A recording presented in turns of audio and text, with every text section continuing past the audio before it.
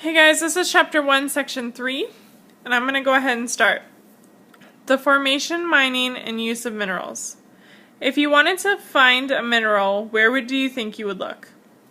Minerals form a variety of environments in the Earth's crust. Each of these environments has a different set of physical and chemical conditions. Therefore, the environment in which minerals form determines the mineral's properties. Environments in which minerals form may be on or near the Earth's surface, or deep beneath the Earth's surface.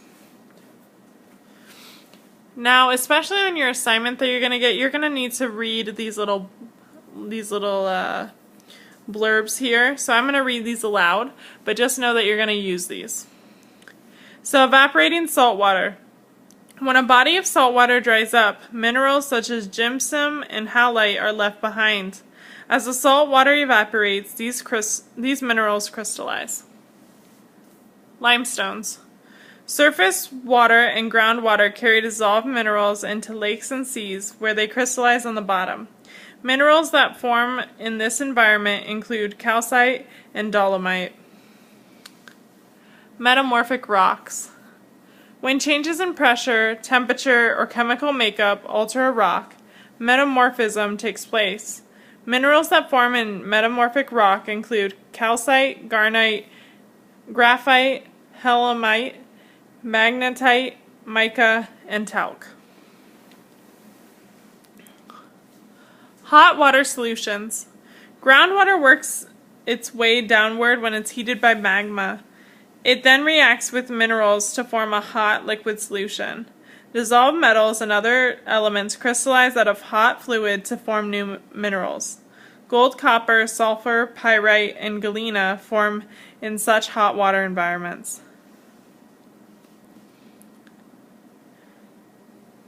Pegmatites. As magma forms upwards, it can form a teardrop-shaped body called a pegmatite. The mineral crystals in pegmatites become extremely large, sometimes growing to several meters across. Many gemstones, such as topaz or tourmaline, form in pegmatites. Plutons.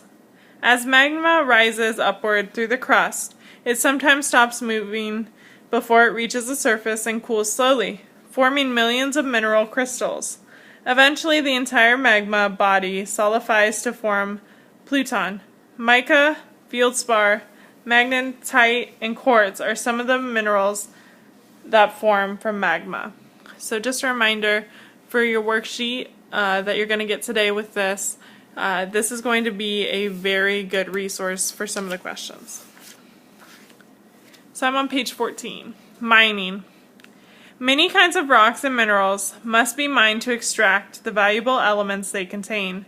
Geologists use the term ore to describe the mineral deposit large enough and pure enough to be mined for profit.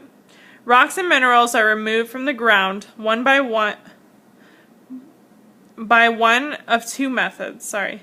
Surface mining or subsurface mining. So there's two different ways. The method miners choose depends on how close to the surface or how far down in the earth the mineral is located. So your first one is surface mining. When mineral deposits are located at or near the surface of the earth, surface mining methods are used to remove the minerals. Types of surface mines include open pits, surface coal mines, and quarries. Open pit mining is used to remove large, near-surface deposits of economically important minerals such as gold and copper. As shown in figure 1, so this is figure 1 showing an open pit mine. Ore is mined downward layer by layer in an open pit mine. Explosives are also used to break up the ore. The ore is then loaded into haul trucks and transported from the mine for processing. Quarries are open pits that are used to mine building stone, crushed rock, sand, and gravel. Coal that is near the surface is removed by surface coal mining. Surface coal mining is sometimes known as strip mining because the coal is removed in strips that may be as wide as 50 meters and as long as 1 kilometer. So we're going to go to the next type of mining, which is subsurface mining. Subsurface mining methods are used when the mineral deposits are located too deep within the earth to be surface mined. Surface mining often requires that passageways be dug into the earth to reach the ore. As shown in Figure 2, these passageways may be dug horizontally or at an angle. So notice that there may be at an angle or they're horizontal. Okay? If a mineral deposit extends deep within the earth, however, a vertical shaft is sunk. This shaft may connect a number of passageways that intersect the ore at different levels. Responsible mining. Mining gives us the minerals we need, but it also may create problems. Mining can destroy or disturb the habitats of plants and animals. Also, the waste products from a mine may get into the water sources, which pollutes surface water and groundwater. So that's going to be something you need to know about mining responsibly. Mine reclamation. One way to reduce the potential harmful effects of mining is to return the land to its original state after mining is completed. The process by which land is used for mining is returned to its original state is called reclamation. Reclamation of mined public and private land has been required by law since the mid-1970s. Another way to reduce the effects of mining is to reduce our need for minerals. We reduce our need for minerals by recycling many of the mineral products that we currently use, such as aluminum. So keep in mind we do have those highlighted words that are going to help you, along with some figures that explain how things work. So that's going to help you on your assignment as well. I'm going to be at the top of page 16.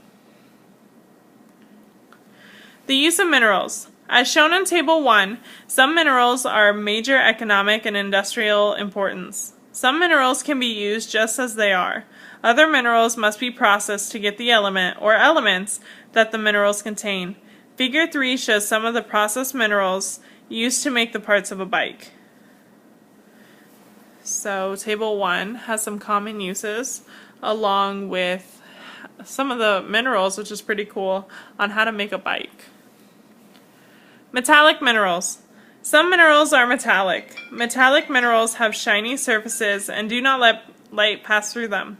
They are good conductors of heat and electricity. Metallic minerals can be processed into metals that are strong and do not rust. Other metals can be pounded or pressed into various shapes or stretched thinly without breaking. These properties make metals desirable for use in aircraft, automobiles, computers, communications and electronic equipment, and spacecraft. Examples of metallic minerals that have many industrial uses are gold, silver, and copper. Non-metallic minerals. Other minerals are non-metals. Non-metallic minerals have shiny or dull surfaces. They may let light pass through them. They are good insulators of electricity. Non-metallic minerals are some of the most widely used minerals in the industry. For example, calcite is a major component of concrete, which is used in building roads, buildings, bridges, and other structures. Industrial sand and gravel, or silica, have uses that range from glassmaking to producing computer chips. The last part of this section is gemstones. Some non-metallic minerals, called gemstones, are highly valuable for their beauty and rarity rather than for their usefulness. Important gemstones include diamond, ruby, sapphire, emerald, aquamarine, topaz, and tourmaline. An important example of a diamond is shown in Figure 4. So this is Figure 4. Color is the most important characteristic of a gemstone. So this is important. Color is the most important. The more attractive the color is, the more valuable the gem is. Gemstones also must be durable, so they must have color and they should be durable. That is, they must be hard enough to be cut and polished. The mass of a gemstone is expressed in a unit known as a carat. 1 carat is equal to 200 mg. That concludes section 3 of chapter 1.